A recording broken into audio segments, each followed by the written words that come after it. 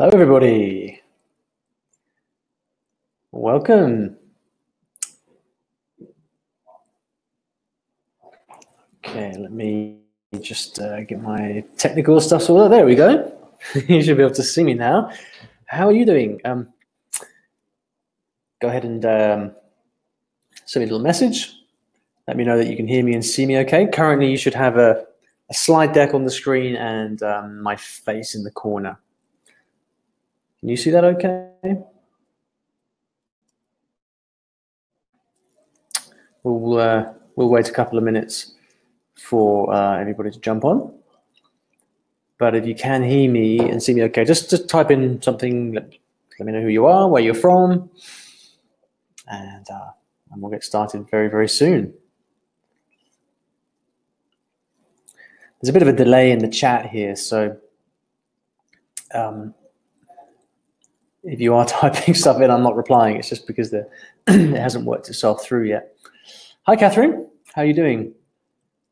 You can hear me loud and clear. That's fantastic. Who else do we have? I know that this time zone is not... The thing about running these live workshops is that it's always difficult to... inevitably, most people can't make it onto the call live. So to those of you watching the replay, welcome. One of the things I've done is I sent you out this survey asking you questions. We've had a number of very interesting replies.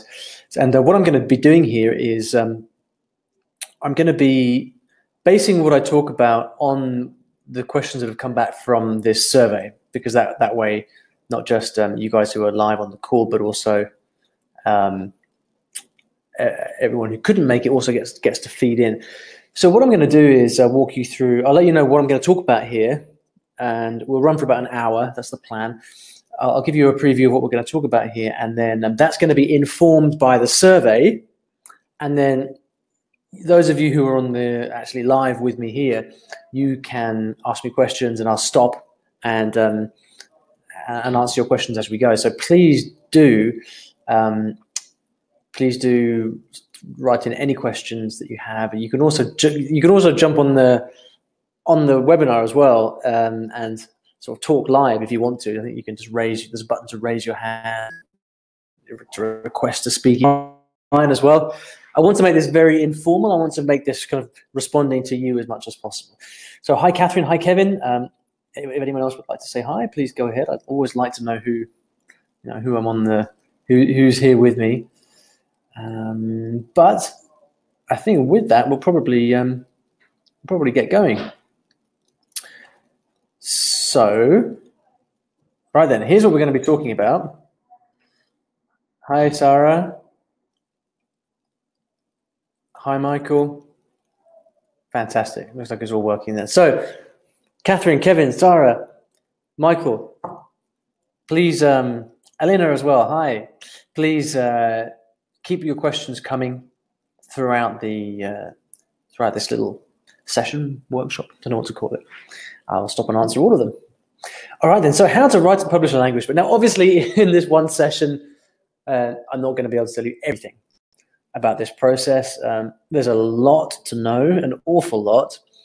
And, there are obviously out there entire courses and books about this process. So that's why, again, I ran the survey, because I wanted to make sure that I answered your specific questions. Okay, so I thought I'd divide this into two parts today. First of all, I'm going to talk about my books with Teach Yourself, and then I'm going to talk about just general advice for writing books. Okay, so my books with Teach Yourself. This is for those of you guys who are wondering how it came about, what went into it, and then the second part we're going to be talking about you and what you can do and what I would recommend you do to write books yourself. Okay, and this is what we'll cover. So with my books, I'll talk a little bit about the timeline, about partnering with Teach Yourself, about the people involved in the process and the publishing process itself. And then in the second half, the general advice, we'll talk about self-publishing versus traditional publishing. We'll talk about what kind of the dynamics of Kindle versus paperback versus audio, and also the research process. Okay, because this is what I this is a combination of like what you guys asked about and also what I think is most important to know. Okay, does that sound good? Those of you guys are on here with me? All right then. So let's start by talking about my book. So this is the evolution. These books started off as Kindle books, and you can see them here on the left. This was their first iteration, the first covers. And then on the right-hand side there, you can see how these books ended up. All of you listening to this will have each of these books at home, so you know about the look and feel of them. And obviously, one of the big benefits of partnering with Teach Yourself for this is that they've just done an absolutely fantastic job with the books, and they are wonderful books to hold and to have. And so that's the evolution. Good when they were just in the early stages. So let's talk about the timeline then. I'm going to edit this as I go, so it's a little bit rough, but what this means I can do is I can actually respond to your questions as well as they come in. So please, if you do have any questions, then just shout out, and I'll keep editing and adding as I go to respond to what you're asking me about. So in 2015, I had the first idea, and I created and self-published the books in 2015. This was, I think, around in the summertime. And that was at first, it was just Spanish. And then Spanish was, it was clear to me that it was working really well. And so then I added to that Italian, German, Russian, and French at the end of the year, 6 months after that. And 2016, I added Volume 2 and also intermediate books. And these are all self-published at this point, okay? And we'll talk about that later. And then at the end of 2016, that was when I first spoke to Teach Yourself. So by this point, the books had been out for over a year. And I started to have my first conversations with Teach Yourself around that time, late 2016. Now, what happened after that? Yes, so then in 2017, that was not much happened actually in that time in 2017. I was still, I was talking to Teach Yourself, and then we agreed the project. And it wasn't until about September, I think it was about September 2017, that we actually started work. And then obviously 2018, September, published the new books. So that was the timeline. So it was a full 2 years from when I first spoke to Teach Yourself to when we published the new books. That's the length of the process. And basically the way that it worked in this case was that Teach Yourself, so Sarah, who is publishing director of Teach Yourself, she here in London, she noticed that the books that I had self-published, so these ones, she noticed that these ones were very popular and well done and everything. So she approached me and basically said, would you be interested in partnering up to to get this out to a wider audience? And I thought about it, and we had a lot of long conversations, and then eventually I agreed to that on the condition, obviously, that we added lots of new languages to the series, etc., etc. And so they actually contacted me in the first case because I had these books which had already been very successful. And then the process is that for the best part of a year, there was very little news. In the background, what was happening was that in Teach Yourself, they have to then take this, they have to put together a very big proposal. You have to cost it all out, say how much it's going to cost them to do, how much it's going to cost them to, to re-edit the books, to put out these brand new versions. And then that has to go through lots of rounds of getting signed off at board level inside Teach Yourself and their parent companies as well. So basically, for a very long time, there are, the publishing team is talking to the accounts team, who are talking to the sales team, who are talking to the directors and all of that. And then the way that the publishing industry works is that basically every department then tries to find a good reason not to do it. Because they're just trying to be practical, right?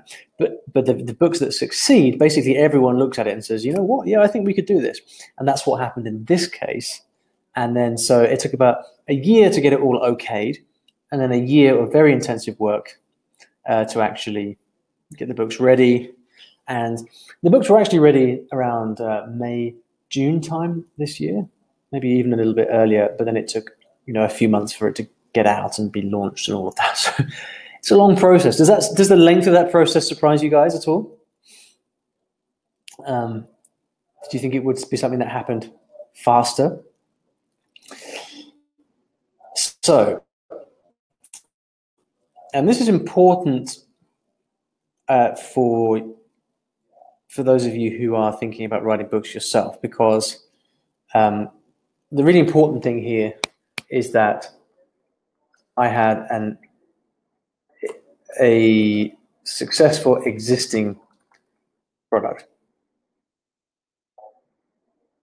book we could call it, and that was what attracted the attention of the publishers in the first place. And so the partnership came about because this thing existed in the first place. It's not what the route that most people go, which is actually coming up with a big idea and then going around to lots of publishers with an agent and trying to sell your idea. I didn't have to do any of that. I sidestepped that whole process because I already had something out there which was a success. And that is a very important lesson for you if you are considering writing something yourself. Okay. So the pros and cons, many interested in the survey, there were questions about the pros and cons of partnering with Teach Yourself. Well, let's start with the pros, since that's first in this list. Now, the pros, there are many. They are experienced publishers. They know how the whole industry works. They have links with everybody. They have relationships with bookshops. They have some of the best editors, translators, and people around. So the books that you're holding in your hand is I would be incapable of doing something like that myself. It's just like they're extremely professional in every sense. It's the real deal, right? And that's the only thing. You can only get that by working with traditional publishers. Okay. Now, the other thing is that with publishers like this, it also gives you the opportunity to branch out into lots of different languages. Now, I was doing my first few books, right? So Spanish, Italian, German, and French. They're all languages that I'm either familiar with or I have a relationship with someone like my co-authors, Alex and Richard, who are familiar with those languages. And also, those languages are the only ones that you can create Amazon Kindle books in. So with Kindle, there are lots of languages you can't create books in. Arabic, for example, you can't do it on Kindle. Well, you can technically, but most people can't. All right, you have to be a sort of power publisher, a professional publisher, for them to allow you to do that. So basically, for me to expand far beyond those languages, the initial languages, myself would be very, very difficult because I'm in areas where I don't have any expertise. It's technically quite difficult with the script and all of that. It would have been very difficult to do that. So basically with Teach Yourself, what I'm able to do is produce material of the highest quality, thanks to their amazing staff, their amazing team, but also expand into many more languages. And next year, actually, we're coming out with 10 new languages, which includes languages like Arabic, Korean, Turkish, Dutch, Swedish.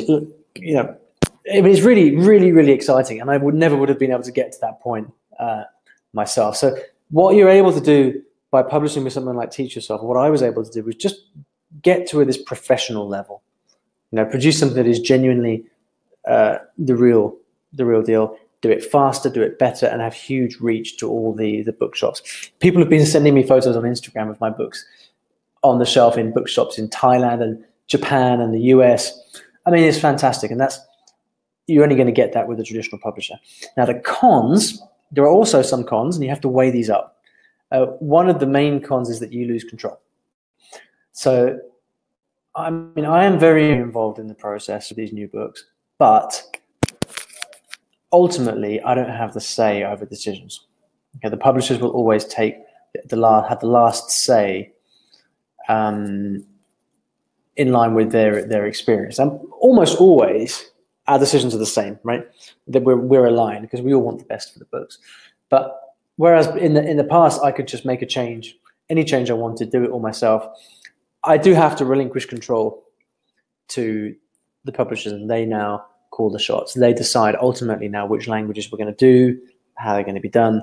And in most cases, they do ask for my advice, my thoughts, and usually we'll come to an agreement. In fact, I mean, there's nothing we haven't agreed on so far, but I'm not in control, right?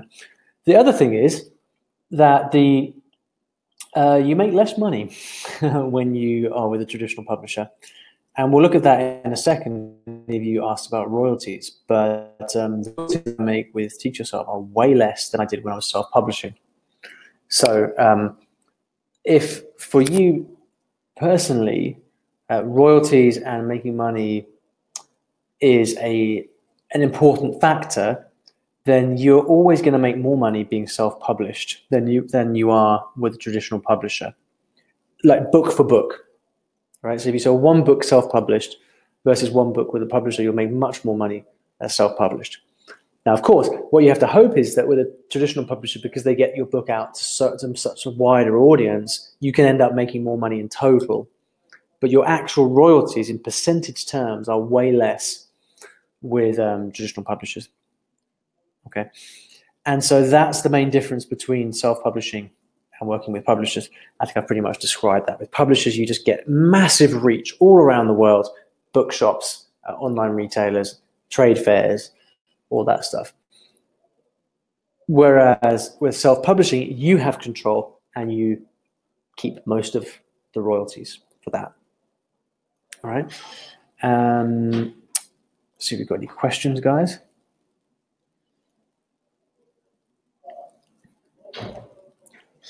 Kevin says, with a big firm. I don't know what you're talking about, Kevin. A big company. I mean, like Teach Yourself, right? Sarah says she's kind of surprised it took so long because the books are already ready. Yeah, the books they were already ready, but we really changed them so much. I mean, they were completely re-edited, and totally revamped and standardized, and lots and lots of things have changed. So let's talk about the people involved. So where's the royalty? Oh yeah, royalties is coming a bit later. So the people involved. Now this might surprise you, right? Because as Sarah, I think Sarah, you're free. As Sarah said, the books were already ready, right? So how many people were actually involved? Well, then let me show you. So at the kind of top of the tree, if you like, you have me and publishing director.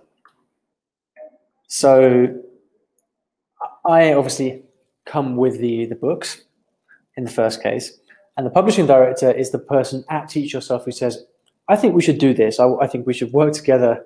And she has to build out this big plan and do all of that stuff, right? So then, beneath that, then you have a series editor. And the series editor basically takes direction from us. And the series editor's job is to oversee the production of the whole series of books, right? So this is, we just released 6 languages, including English. And so her job of that. So she'll be working with my original books and then overseeing all of the other books that have been produced. Right. So this was Rebecca was for these books was the person who was the series editor and she is just absolutely amazing. And the publishing director is Sarah. Mostly women, actually, in this whole process, which is fantastic.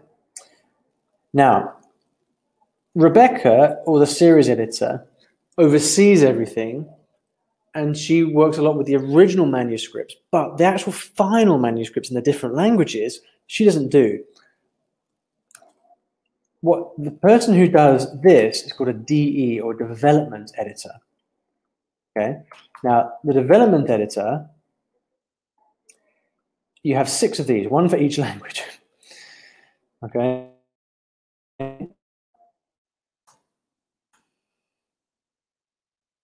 So every book has its own editor. So imagine you've got the German book, for example. Well, for that, you will have a German development editor.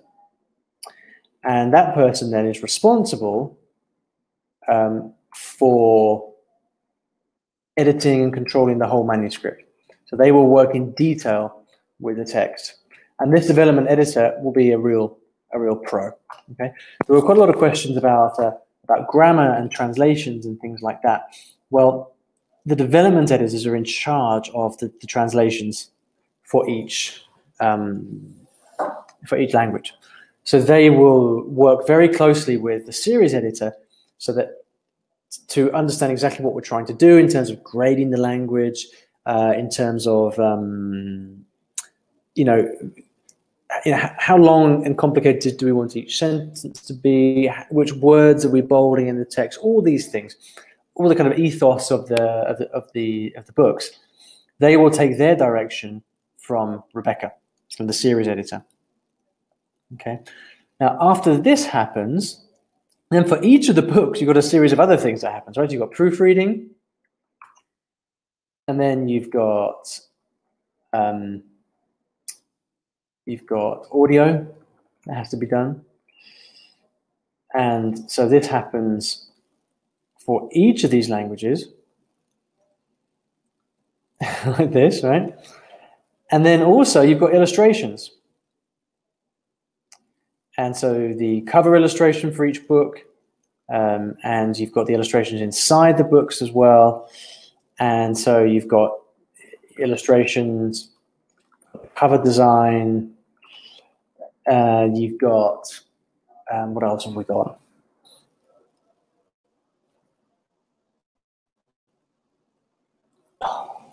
We have other language specialists. I'm not actually sure as the translators.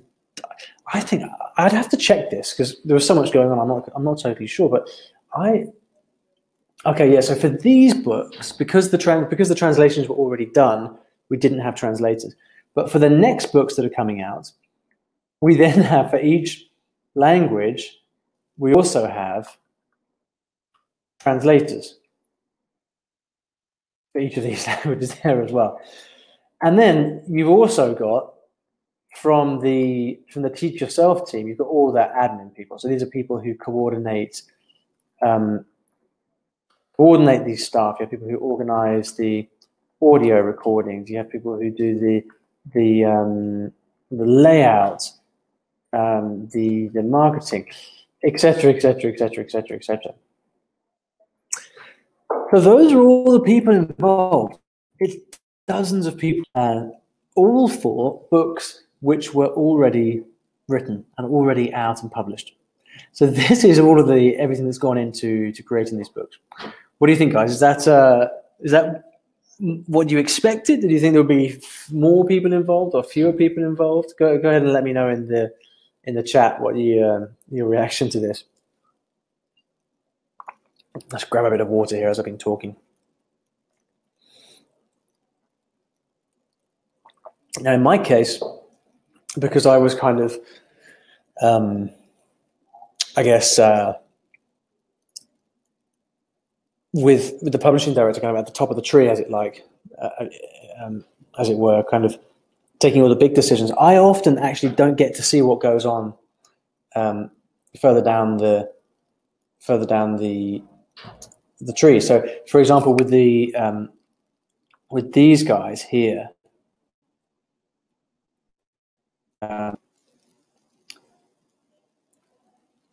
I had no contact, very, very little contact with these guys here. Okay.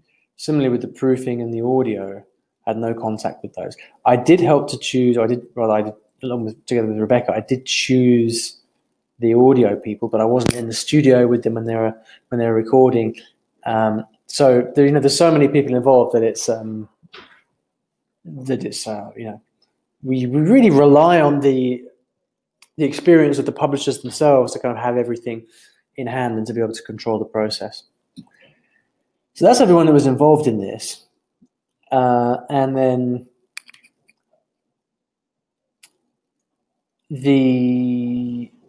so other questions here that came through from the survey. So in terms of choosing narrators, so what happened with the narrators for the audio is that the series editor for each language would come up with a short list of like 8, 9, 10 potential people to narrate the books. And then I would choose the person who would end up doing it. And so it was tricky, right, sometimes, because you have to, and it's a bit politically incorrect as well at times, because for the French book, for example, I remember one of the people that we had had a Canadian accent, so a French-Canadian accent. And, this person was a great narrator, read the books really well, is kind of perfectly qualified for it. But then French-Canadian is it's just not as widespread as traditional French accents, right?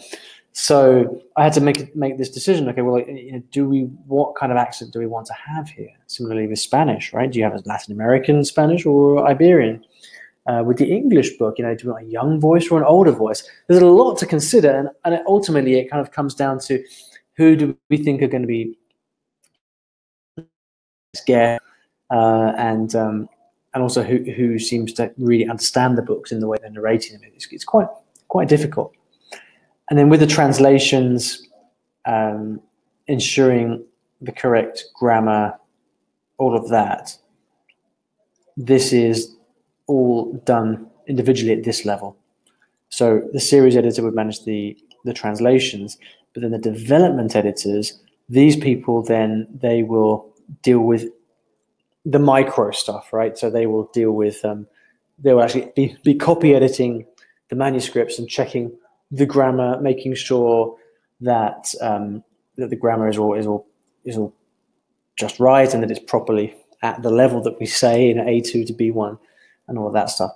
And then with the covers, then we have a fantastic designer, and we go back and forth with the designer, and the designer puts forward some ideas, and then we kind of basically end up choosing based on that. Okay, so let's talk about royalties. So as I said before, the royalties are much higher with self-publishing. So generally speaking, if you self-publish on Amazon, then you will tend to keep about 70% of the royalties.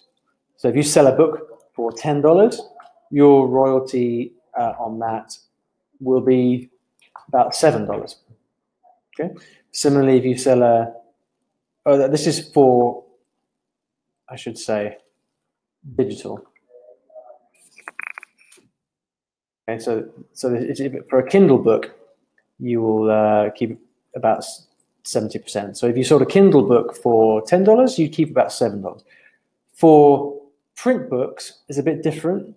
So print books, the way they have the recommended retail price minus printing cost, and then you have a percentage.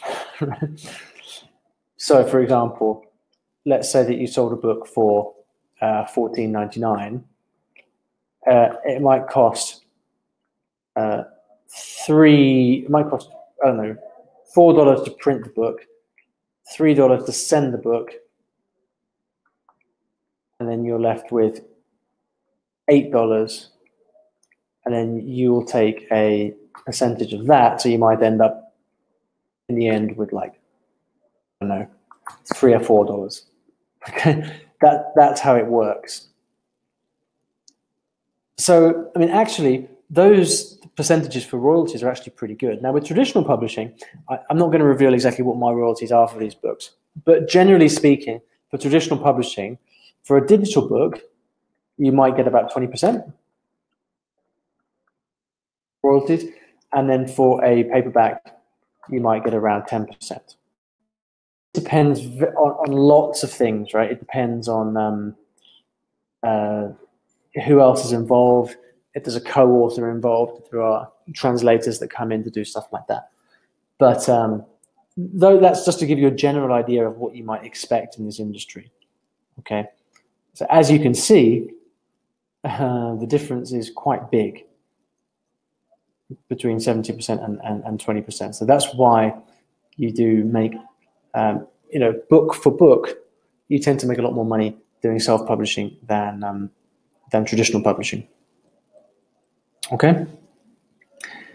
Right, so we're going to move on to this one, the general advice on writing books. But before I do, please go ahead and send me any questions that you've got, because there might be, I've covered a lot of information here, so you may well have some questions.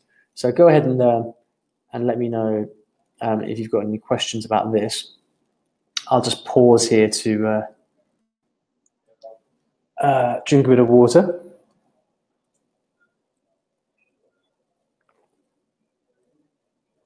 Hopefully I've answered most of the questions that have come through, both here and also over the surveys. But if you guys have any questions at this point, just go ahead and type them in. I'll do my best to answer them.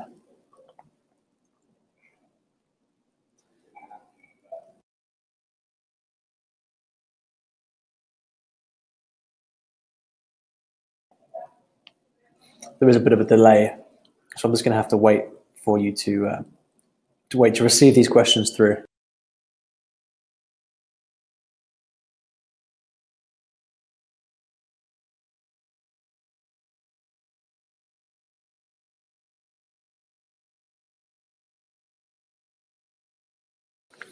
Okay, so Elena asks, digital books are more worthwhile. What do people prefer to buy? Well, it's a good question. I've actually found personally that people prefer to buy paperbacks. I think that's because with language books, the thing about language books is that people like to hold it in their hands, right? But having said that, people also really like to buy Kindle books. So there's no either or. The thing is that Kindle books tend to be much cheaper. I was selling my old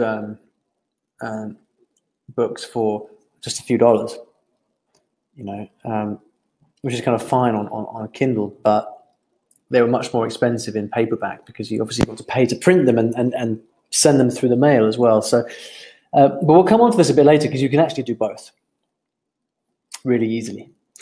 Catherine asks, how have you found sales figures, number of copies sold, have compared so far between self-publishing and teach yourself? Catherine, I don't know how to say, so I don't want to say too much here. But what I can say is that, having just been through the launch period and sort of, we have, we've been selling the books into bookstores, physical bookstores, as well as Amazon.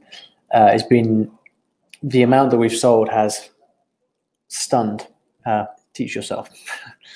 I'll just say that we've sold a lot, and I mean, in a way, I think it's to be expected because these books were very popular in their original form, so it makes sense that they should be popular as well in the new forms. But one of the things that has happened in the sorry, I'm losing my train of thought. What was I going to say? Yeah, one of the things that has happened with these, which is very unusual, is that actual physical bookstores have actually ordered more than Amazon, which usually doesn't happen. Usually Amazon orders tons and the physical bookstores just order 2 or 3. But in this case, we've had the physical books, individual bookstores by themselves ordering more than Amazon, which is apparently unheard of. So yeah, it's been really good, and maybe yeah, I would really love to tell you, but I don't want to put my foot in it, so I think I'll leave it there for now. But yeah, it's been uh, quite amazing actually to see the reaction. So but yeah, it's early days, which could be a good thing or a bad thing. I don't know. We'll find out. All right, general advice on writing books. You are probably wondering, maybe you guys who are on here on the call, maybe you could just let me know, are you thinking about writing a book? Do you have an idea? Is there something you would like to do? You don't have to tell me you don't have to tell me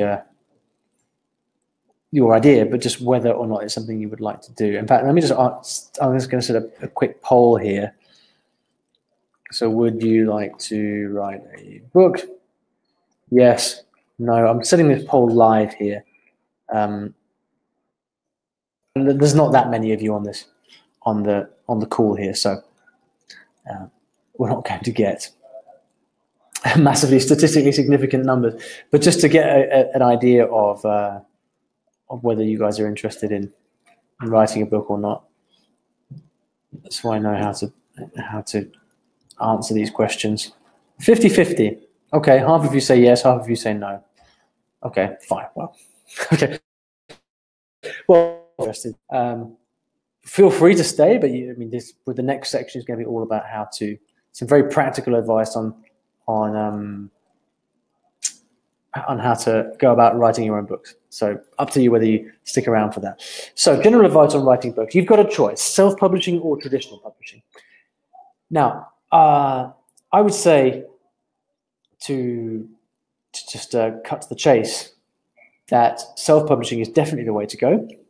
What most people do is they say to themselves, I mean, I was just speaking to a friend yesterday, actually, who says, oh, Olly, I really want to publish a book. And this person is kind of going, what she's doing is she's writing a proposal and she's going around the different publishers. If you go to publishers and you say you want to write a book, they'll give you their their author proposal form, right? So you have to write a summary of what your book's about, right? And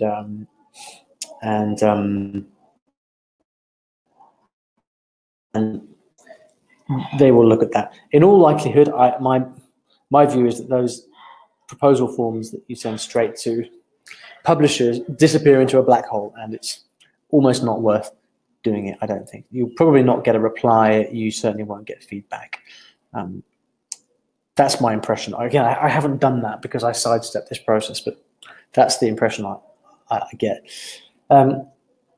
You can, the more standard route is you have an idea and you go and find an agent, and then an agent takes your idea. If he likes it, he'll take your idea around the different publishers and then he'll do the hard work to find someone who will accept your proposal, right? But then obviously you have to pay your agent a commission for all of that. And the process takes years and the royalties are rather low. So on the other hand, with self-publishing, you can literally just sit down at your computer and upload it in digital format to Amazon and have it published within 24 hours. I mean, it's literally that quick. Once you've got your book written, it's a very, very simple process to take the manuscript and get it out in either a Kindle format or else self-published, what's called print on demand. And print on demand is when basically whenever someone orders your book on Amazon, they have printers, they will print the book for that particular order and then send it out to the customer. So there's no stock, there's no, it's incredibly easy, really, and that's how it works. So self-publishing is really the way to go because you can get your idea out quickly without having to wait months or years, and that way you can also get feedback very quickly. When I first put out my short story books, the truth is that there were problems with them. There were some mistakes that crept through. There were aspects of them that people didn't like. But what happened was I got that feedback directly from people, which allowed me to improve and update them, right? So, there's such a huge advantage to actually moving quickly, having an idea, sitting down, writing a quick version, and just publishing it, because then you get feedback that helps you to actually make it better. And you also get paid directly from those books. So if someone buys your book, you get a healthy royalty from that. So it really is a good thing to do. And I would definitely recommend someone to go self-published. Even if your first book, two or three books don't work out, you get a feel for it,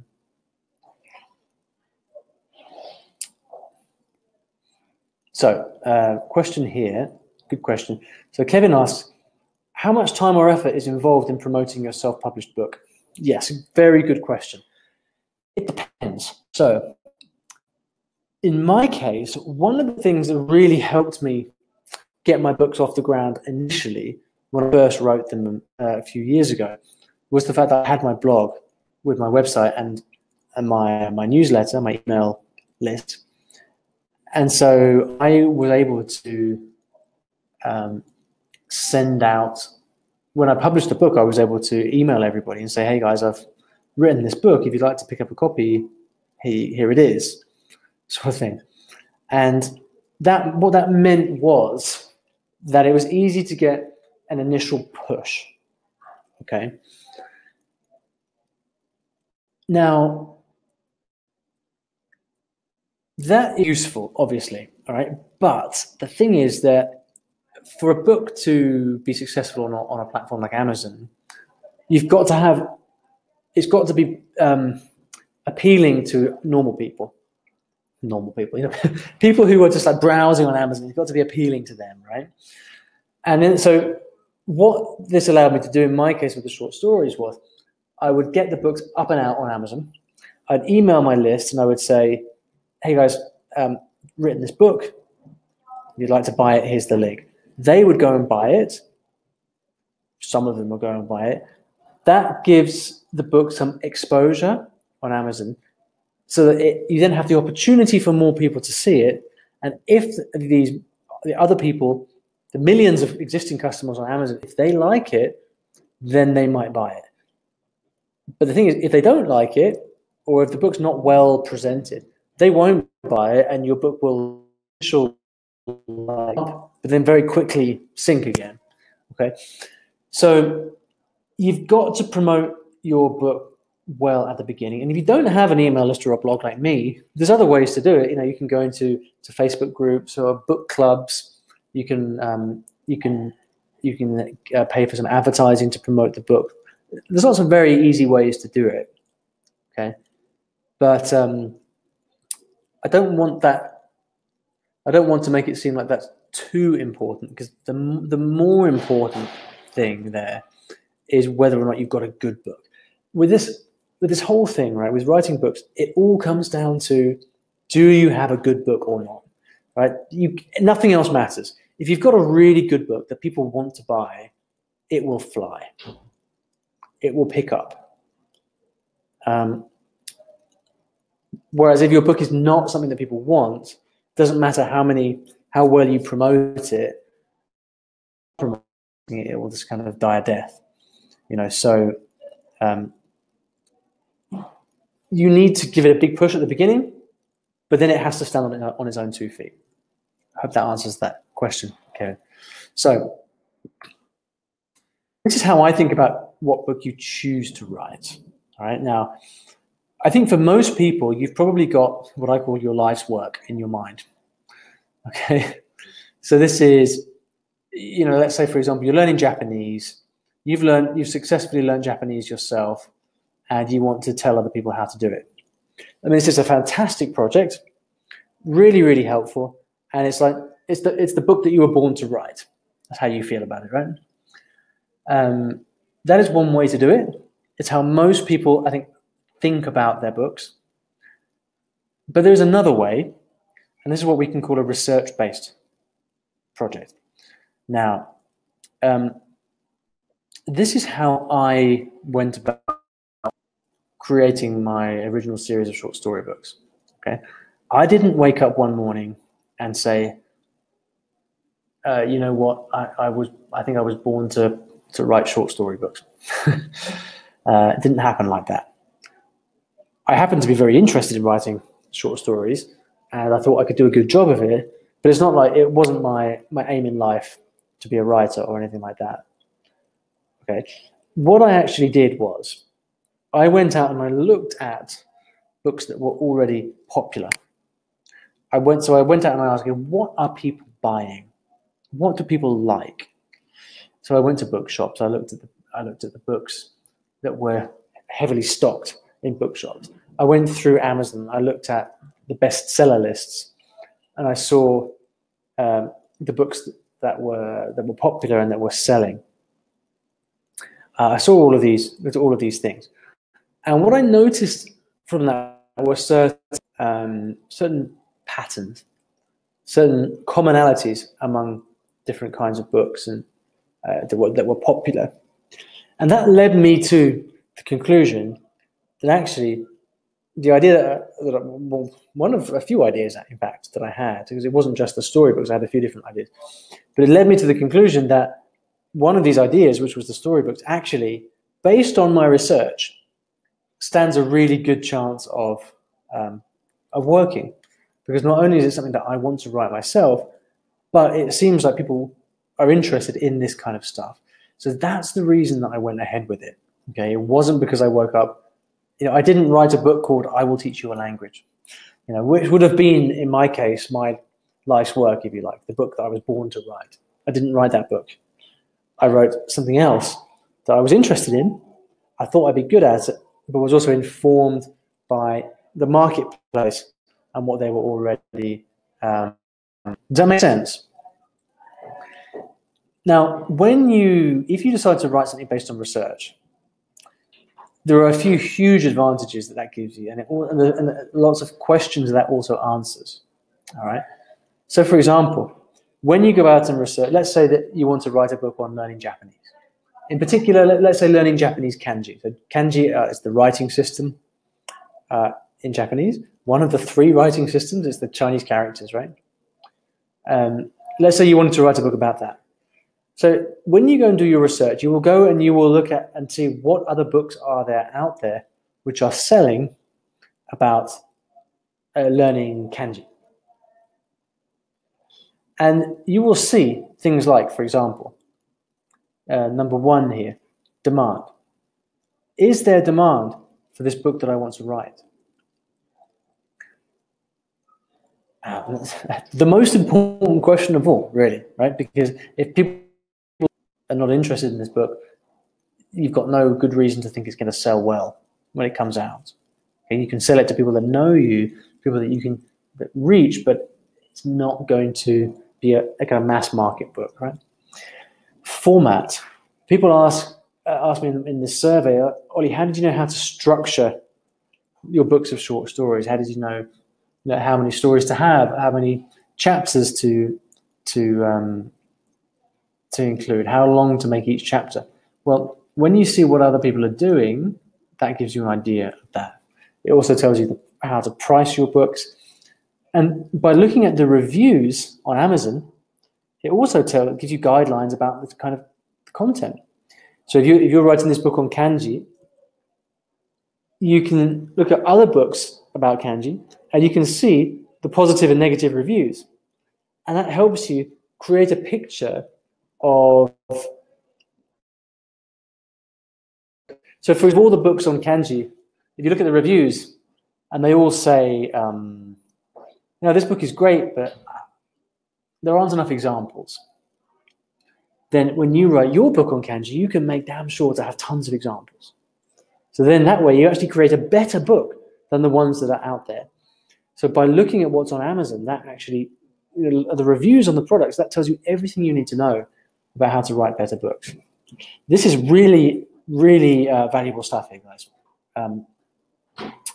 This is, if you are considering writing a book, this is the most important work you can do, because what this does is it just tells you what real book buyers want in their books. Right?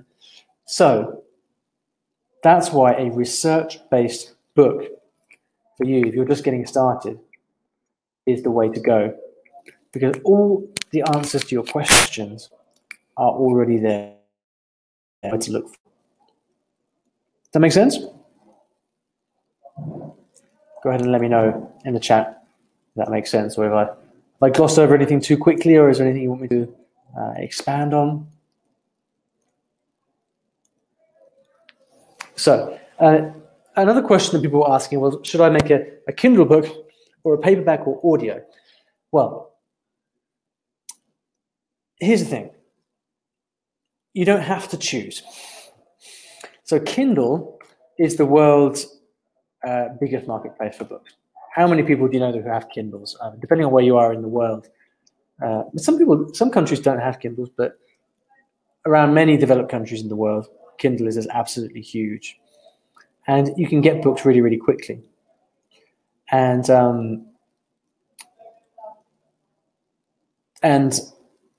so basically the process of publishing is to say, right, you start off with your Kindle book. So let's say you want to write your book on kanji, on Japanese kanji. Right? First of all, what you can do is you can write your Kindle book, and you can literally do this. You can quite literally do this in a Word document. Get all the information for formatting and stuff you can find on the Kindle website. It tells you, just Google it. You can find all that information.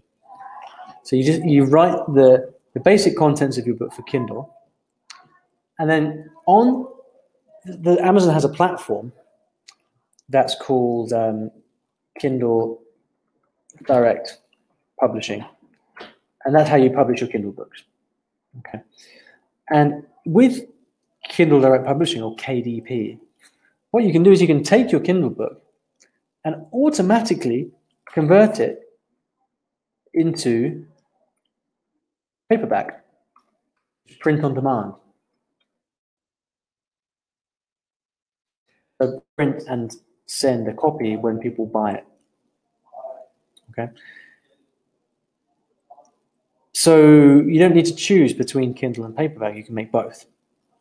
And then once you've got your book there, then what you can do is you can hire a narrator or voice talent of some kind, then narrate it for the audio. And you publish that on a platform called ACX, which is basically puts your book up on Audible for people to buy the audiobook of. So in 3 steps, actually, you get your book out in all different formats. And it's that easy. So it's a false choice to ask which of your things is best, because you can, and you should do all of them. Once you've got one, like for example, I wrote my short stories in Spanish originally for Kindle, but then I created the paperback after that, and then I did the audiobook. At first, believe it or not, I didn't even know whether I should make an audiobook. I didn't even know whether it was worth it. But when people started asking for it, I added it on. So that's how it ended up. That's how I ended up having all these different parts to it. I mean, it really is that simple. Okay. So that is pretty much what I wanted to walk you through. I've got the research process here, but I talked to you about that a little bit already. But I think what I'll do now is I'm just going to show you. I'd like to just show you very briefly an example of how you can go about this research process, because it might be useful for you. Let me see if I can share the screen here. Right, you should be able to see my.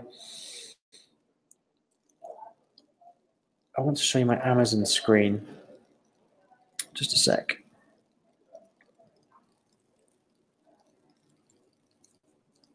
Okay.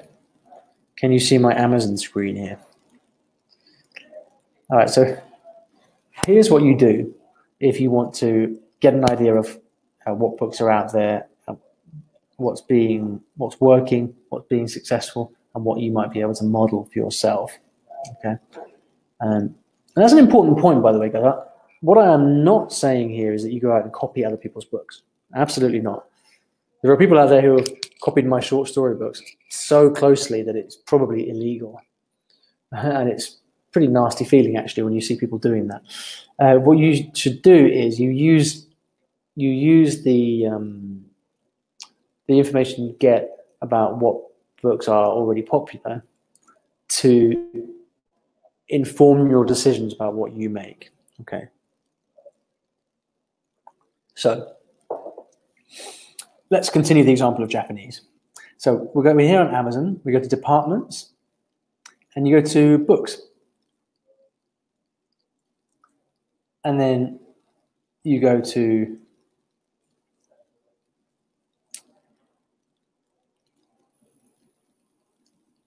sorry, no, we don't go to books, we go to Kindle store. You can go to books as well, but Kindle is an easier way to get started. So you go to Kindle store. Okay, and then you will go down to Kindle ebooks.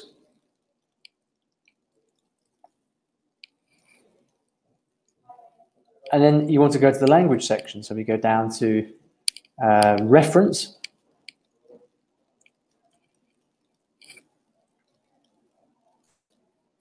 And then we go to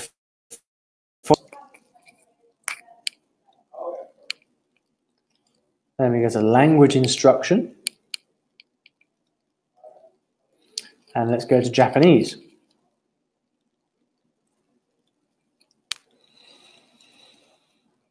And then we can see a little grid here. We click here, get a little grid. And then what you can see here is you can sort it in different ways, but basically they've changed this actually. They used to give you the bestseller list, but they don't do that anymore. What you can see here are all the books on Japanese which are selling really well. Okay, tons and tons and tons of them. But what you should do is look at these books which are right at the top. And this is telling you what other people are publishing, which is working very well. Okay. Now, one tip I have for you here is to avoid modeling stuff from big publishers, because big publishers, they have an unfair advantage. They can promote their books a little bit more. So this book here, for example, this is from Tuttle Publishing, which is a big publisher. And so I would avoid modeling that because they have a kind of unfair advantage promotionally, right? Whereas if you look at this person, for example, Kevin Marks, I have no idea who that is, but he's written a book called Speak Japanese in 90 Days. And oh, and look, and here we have, so talking about people copying my stuff, here is Japanese short stories for beginners to improve your vocabulary and learn Japanese while having fun.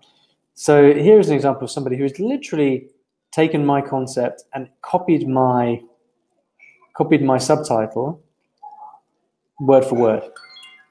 So Japanese stories to improve your vocabulary and learn Japanese while having fun. This is the very tiny variation on my original subtitle.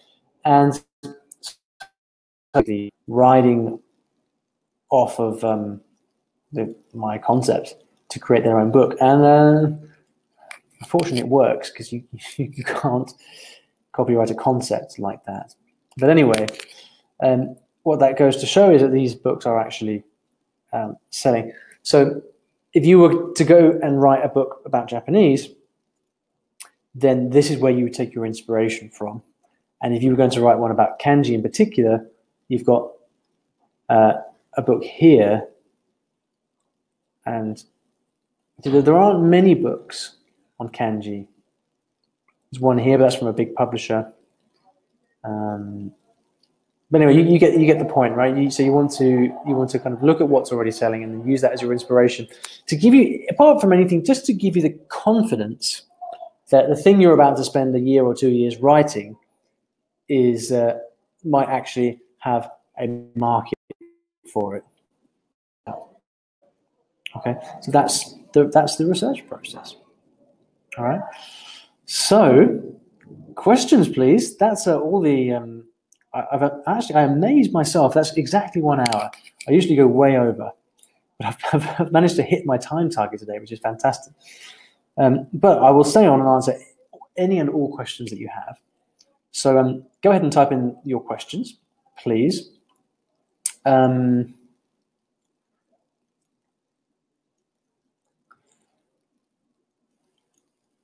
I wanted to mention to you, because you guys are here, that if you are interested in kind of working with languages, I am organizing an event next year in Berlin. It's called the Language Influencer Summit. And it's for people who, like me, work with languages, and maybe you have a YouTube channel where you write books, or you have a blog or something like that. If that is you, many people watching this will be in that situation. You might like to come and join us in Berlin. It's going to be a weekend-long event where you get to meet lots of other people who are working with languages and network, learn from them. We're going to have lots of fun things going on. If that is of interest to you, please visit languageinfluencersummit.org, and that will give you some more information about that. I'd love to see you there. But for now, questions, please. I'm very happy to answer any questions you've got. Before we finish, let me... I just realized I was showing the wrong screen. So let me go back here. There we go. So this is, here's the website address for the summit, if that's of interest to you, languageinfluencersummit.org. So Elena says, very useful. Thank you for showing. You're welcome. There's much more to it. I've only just touched the surface, but hopefully that gives you a guide as to what to do. Kevin says, is there a way to distinguish your books from one that is machine translated? Is there a way to distinguish your book from one that's machine? Yeah, reviews. That's how, Kevin. Because ideally, if the system is working properly. Sorry, there's a previous question. So Kevin says, there seems to be a trend towards folks writing a set of short stories and then using Google Translate to convert them into various languages and publish them almost without proofreading. Is there a way to distinguish your book from one that is machine translated? Yeah, so unfortunately, and this is just the world we live in, after my series of books became popular, there were just copycat people all over the place that sprung up and started writing their own books of short stories. And like Kevin said, doing a shoddy translation in different languages and just publishing them up on Kindle. And people buy them because they don't know any better, unfortunately. The way to make that, to stop that happening, is to leave reviews. So, if you do have one of those books and it's no good, then do go and leave a review on Amazon, because that tells other people. Similarly, guys, on that topic, if you have liked or enjoyed my series of books with Teach Yourself, I would really, really, really appreciate a positive review on Amazon for that reason, because you've seen how much work has gone into them, and it is important for us that people know just how much has gone into it. So if you do have a couple of minutes free to leave a review of the books on Amazon after this, I really appreciate that. That would mean a lot to me. That's how it keeps the system honest as well, because ideally if books are out there and they're not good, they should receive negative reviews. That should be the way it works. I think often people just don't bother. All right. Catherine says, when you were creating the original versions for self-publishing, How did you go about working out what range of language or vocabulary to use for the beginner or intermediate grade? Did you use frequency lists? Good question. So frequency lists are really hard. They're really, really hard. And because if you take the CEFR level, right, you call it the Common European Framework of Reference, there is no, you don't have vocabulary you don't have, for example, B1 vocabulary or B2 vocabulary. That doesn't exist. And so you've got to, there's no guide for whether a word is a particular level or not. So when I wrote the original, I used my own knowledge of the language as a learner as a guide to what words to have to include, right? So my number one principle for the books was that everything has to work in service of the storyline. Okay, so you've got your story, and you need to tell that story. So if a word is necessary to tell the story, then you include that word no matter how difficult it is, because I think that's the right concept, that's the right approach, you know. Now, those difficult words should not be too numerous for obvious reasons, right? So the majority of the story then needs to be pitched at so when I wrote the original book, I was using my own knowledge of Spanish, and I was going through very carefully and saying to myself, right, what is necessary here? What can be understood at this level, and what is not? And so then when I wrote the other books, then I kind of relied on the people who I partnered with. So for example, for Russian, I worked with Alex Rawlings on Russian, and I had to defer to his judgment there. I think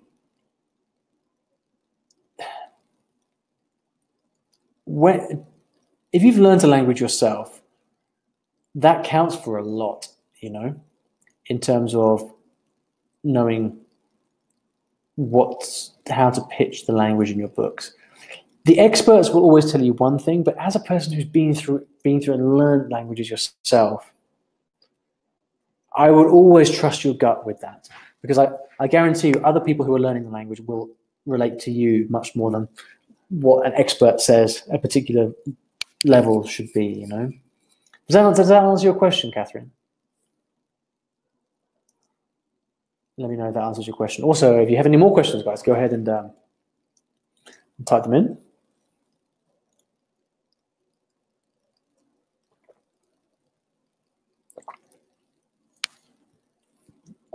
I know I've covered a lot of stuff here.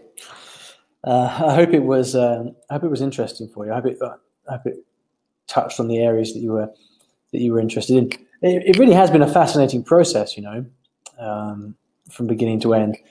Sort of learning how to publish books myself, making a lot of mistakes, and all the mistakes I made, well, it could be the subject of a whole other workshop. But you know, mistakes are good because mistakes are what you learn from. And if you wait until everything is perfect, then you never get anything done.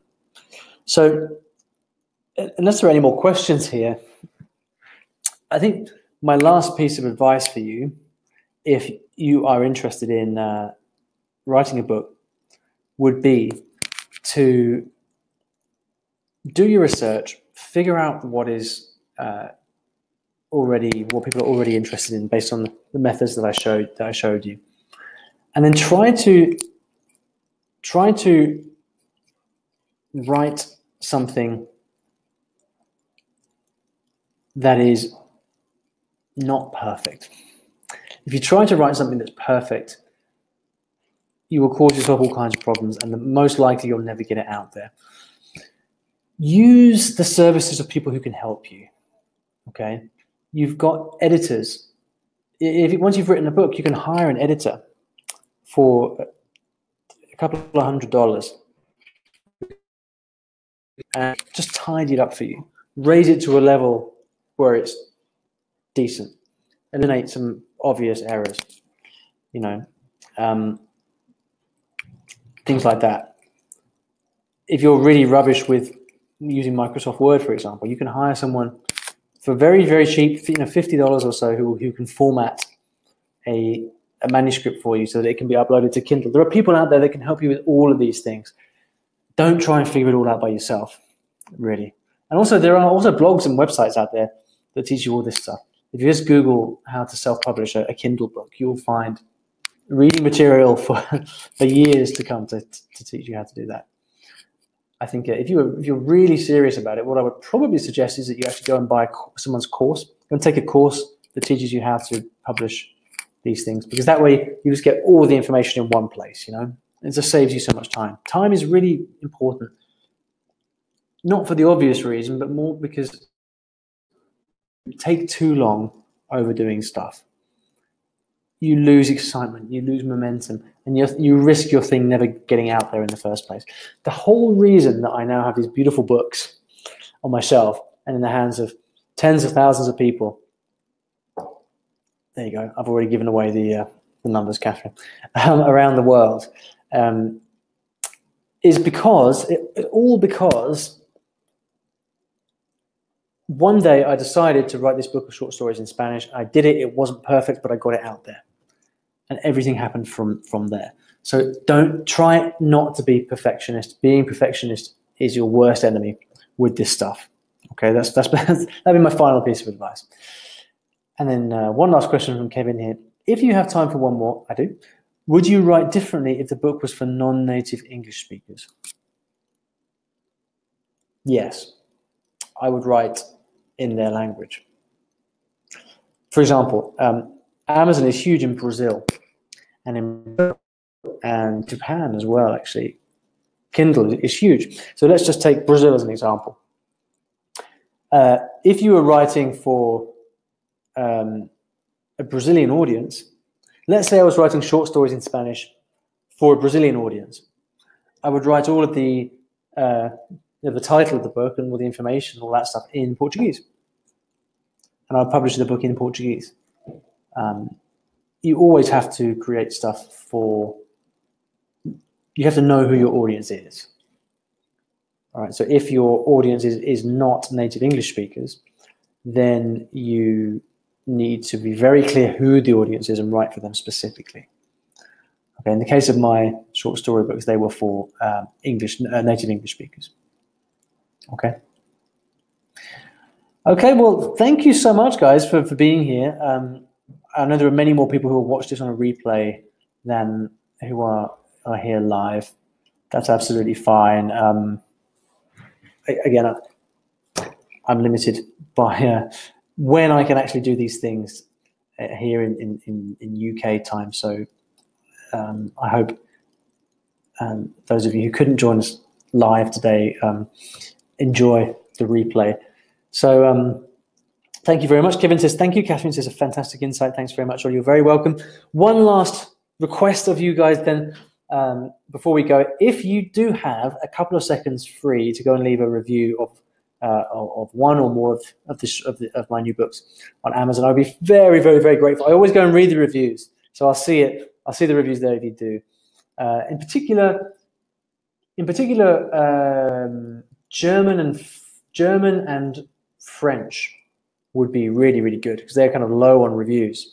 So if you do have if you could spare a second to leave a review on the German or the French books on Amazon, I'd be very, very grateful because they're very important reviews, and it's always difficult to get people to do it. So thank you in advance for doing that. Sarah says, thank you, Olly. It was really nice to hear the behind the scenes and your advice. My pleasure. All right, thank you so much. I'll see you very soon. All the best. And when you publish your book, email me and let me know. I will help you. I will help you get the word out. Catherine's just reading the French one at the moment. Okay, brilliant. So you should have something hopefully nice to say about it. Okay, guys. Thank you very much. Talk to you soon.